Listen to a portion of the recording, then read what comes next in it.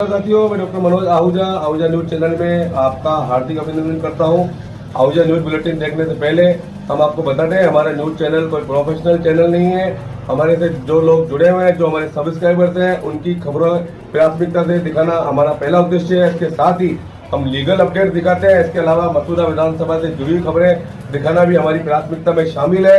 कहीं भी किसी के साथ अन्याय हो रहा हो, किसी के साथ अत्याचार हो रहा हो, वो यदि हमारे पास खबर भेज। अजमेर जिले की मसूदा विधानसभा क्षेत्र की भिनाई ग्राम पंचायत की सरपंच डॉक्टर अर्चना सुराना के खिलाफ पिछले कुछ महीनों से अविश्वास प्रस्ताव को लेकर चल रही उठापटक के बाद आज सोमवार को उस समय विराम लग गया जब अविश्वास प्रस्ताव का समर्थन देने वाले वार्ड पंच निर्धारित कोरम पूरा नहीं कर पाए और भिनाई उपखंड अधिकारी ने अविश्वास प्रस्ताव को खारिज कर सरपंच को क्लीन चिट दी है।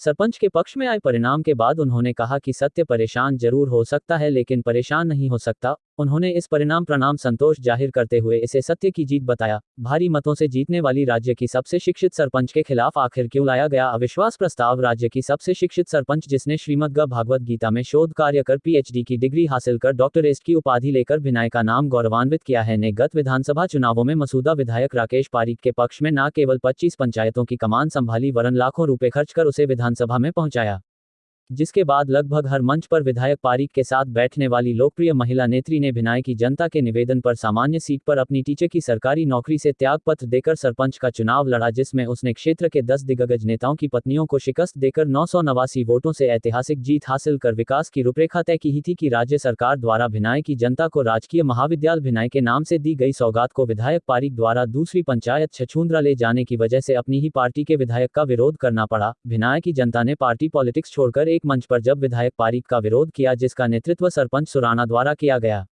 इस आमरण अनशन व धरना प्रदर्शन में खुद का विरोध खुद की पार्टी की कार्यकर्ता द्वारा करने पर उसने अपने चहेते कार्यकर्ताओं के माध्यम से सरपंच की शिकायतें करवाई, धारा 38 का नोटिस दिलवाया। कई महीनों तक सचिव का पद रिक्त रखवाकर विकास के कार्यों में रोड़े अटकाकर सरपंच को निष्क्रिय साबित करने की कोशिश की। इस पर भी जब सरपंच को फर्क नहीं पड़ा तो उसने 2 साल होते ही अविश्वास प्रस्ताव पेश करवा दिया, जिस पर विगत दिनों सरपंच ने हाईकोर्ट से स्थगन प्राप्त कर लिया, जिसका निर्णय होने पर दूसरी बार फिर अविश्वास प्रस्ताव पेश करवा दिया। यहां आपको बता दें कि अविश्वास प्रस्ताव पेश करवाने वाले वार्ड पंचों का नेतृत्व विजय धाभाई व तुलसीराम खींची द्वारा किया गया था।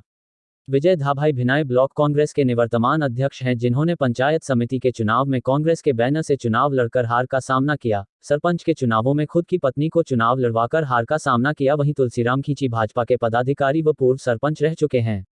दोनों ने गठबंधन करते हुए असंतुष्ट पंचों को अज्ञातवास में रखा और आज वोटिंग करवाई, लेकिन ये लोग अपने मंसूबों में कामयाब नहीं हो सके। आपको बता दें कि विधायक पारीक द्वारा कॉलेज को लेकर गलत निर्णय का विरोध करने वाली सरपंच डॉक्टर अर्चना सुराना ने आज मीडिया के सामने इन सब तथ्यों का खुलासा करते हुए राहत की सांस लेते हुए कहा कि सत्य परेशान हो सकता है पर पराजित कभी नहीं हो सकता है। उन्होंने अपने साथ देने वालों तथा विरोधी पंचों का भी धन्यवाद ज्ञापित किया। वहीं अविश्वास प्रस्ताव पर आए परिणाम के बाद सरपंच समर्थकों ने अशोक गहलोत जिंदाबाद के नारे लगाने के साथ साथ सरपंच डॉक्टर अर्चना सुराना जिंदाबाद के नारे भी लगाए। आज हुए मतदान के दौरान कानून एवं शांति व्यवस्था बनाए रखने के लिए पुलिस उप अधीक्षक कीव सिंह के नेतृत्व में थानाधिकारी महावीर प्रसाद मीना के नेतृत्व में भारी संख्या में पुलिस जाब्ता मौजूद रहा। श्रीमती अर्चना सुराना जी सरपंच भिनाई के विरुद्ध अविश्वास प्रस्ताव पेश हुआ, जिसमें 11 बजे मीटिंग प्रारंभ की गई।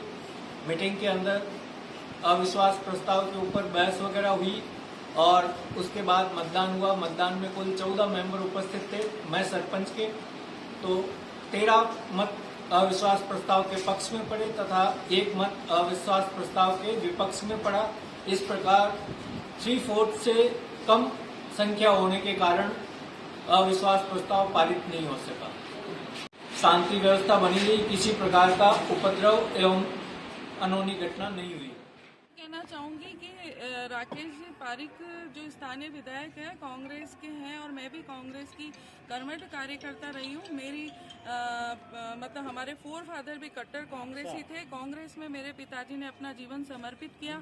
इसके बावजूद भी वो मुझसे कॉलेज के मामले में जब मैं भिनाई, क्योंकि मैं भिनाई की सरपंच हूँ और भिनाई की कॉलेज के लिए मुझे लड़ाई लड़नी थी और मैं धरने पे बैठी थी सितंबर 2020 में। तब से उन्होंने इसका मुझसे बदला लेने के लिए मुझे यहीं पर कि और लोगों को कहा भी है कि इसको यहीं पे निपटा दो, तो इसलिए उन्होंने ब्लॉक अध्यक्ष के साथ मिलकर के और मेरे साथ ये षड्यंत्र रचा। इसमें मेरे खिलाफ आरोप भी लगाए हैं और कई तरह से मुझे षड्यंत्र में फंसाने की पूर्ण रूप से कोशिश की गई।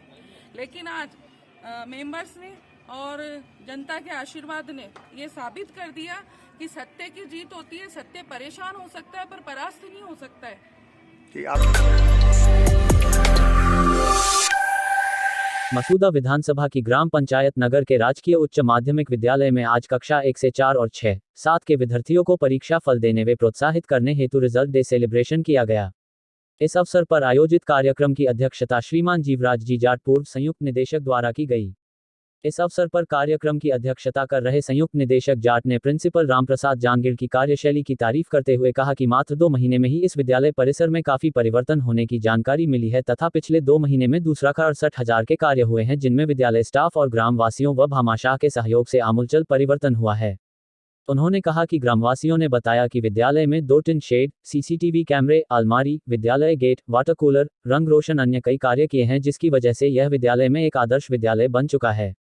इस अवसर पर आयोजित कार्यक्रम में पदेन पंचायत प्रारंभिक शिक्षा अधिकारी अर्चना टेलर, मसूदा प्रधान मीनू कंवर राठौड़ और सरपंच सुरेंद्र सिंह राठौड़ भी मौजूद रहे, जिन्होंने भी उद्बोधन देते हुए विद्यालय में चल रही गतिविधियों की तारीफ करते हुए उसे आदर्श विद्यालय का नाम दिया। प्रिंसिपल रामप्रसाद जानगिड़ ने बताया कि श्रीमती प्रेम देवी सत्यप्रकाश पुरोहित द्वारा विद्यालय में सहयोग किया गया है, जिनका भी अभिनंदन किया गया। साथ ही विद्यालय के पूर्व छात्र जिनका रीट में चयन हुआ, उनका प्रधान साहब व सरपंच द्वारा स्मृति चिन्ह भेंटकर सम्मान किया गया। विद्यालय परिवार की ओर से भी सभी अतिथियों का स्वागत किया। विमानन नियामक ने इंडिगो एयरलाइन के एक विमान में एक दिव्यांग बच्चे को रांची हवाई अड्डे पर विमान में चढ़ने से रोकने के मामले में दोषी पाया है। इंडिगो एयरलाइन के कर्मचारियों की तरफ से पिछले हफ्ते एक दिव्यांग बच्चे को रांची हवाई अड्डे पर विमान में चढ़ने से रोकने के मामले में डीजीसीए ने प्रथम दृष्टया इंडिगो को नियमों के उल्लंघन का दोषी पाया गया है। एयरलाइन को मामले में कारण बताओ नोटिस जारी कर दिया गया है। डीजीसीए के मुताबिक समिति की जांच के निष्कर्ष के अनुसार इंडिगो के कर्मचारी यात्रियों के साथ सही तरीके से पेश नहीं आए और इस तरह उन्होंने लागू नियमों के अनुरूप काम नहीं किया। गौरतलब है कि इंडिगो ने बच्चे को विमान में सफर की अनुमति न देने को लेकर कहा था कि वह यात्रा करने से घबरा रहा था।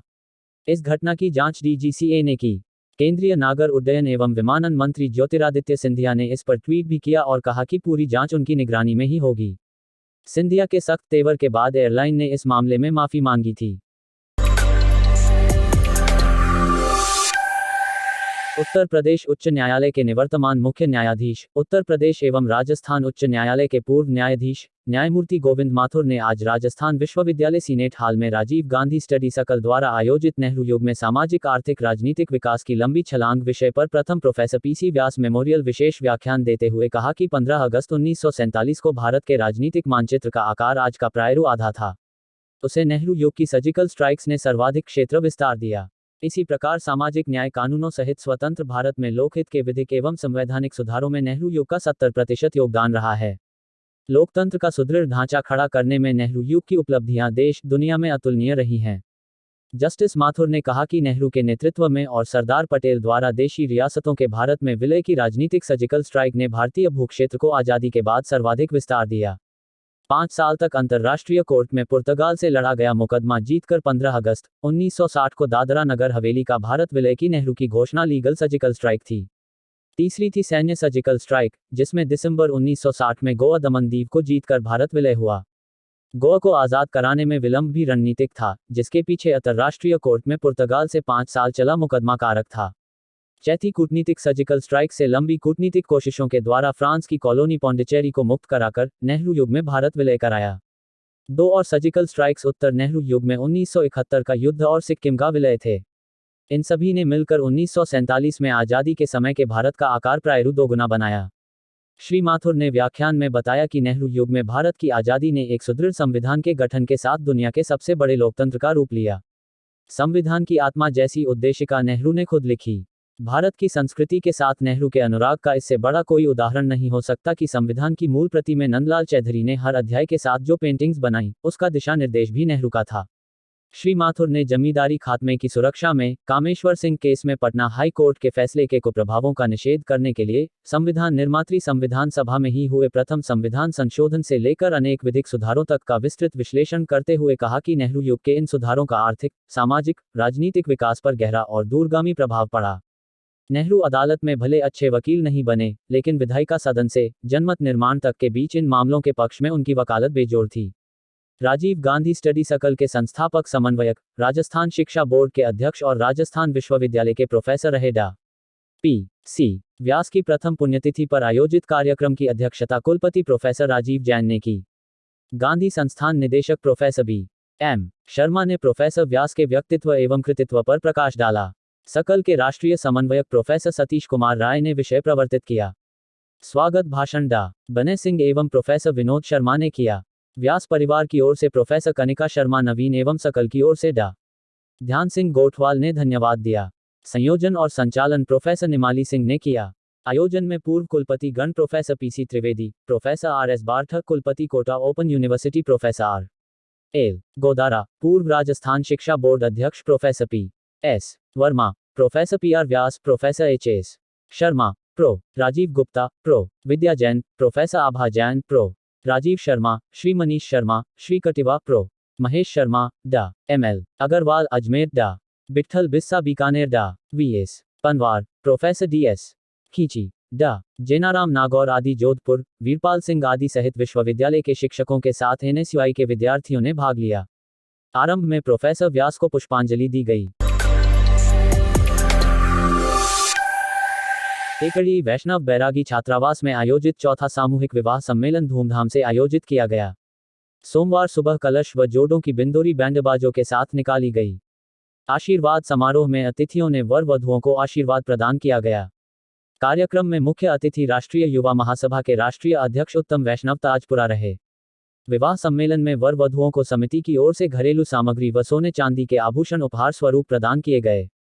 इस दौरान पूजा देवी किन्नर ने 51,000 रुपये व वर वधु को ड्रेस भेंट की। कार्यक्रम की अध्यक्षता नगरपालिका अध्यक्ष कमलेश साहू ने की। बाहर से आए सभी समाज बंधुओं ने वैवाहिक सम्मेलन की व्यवस्थाओं की भरपूर सराहना की।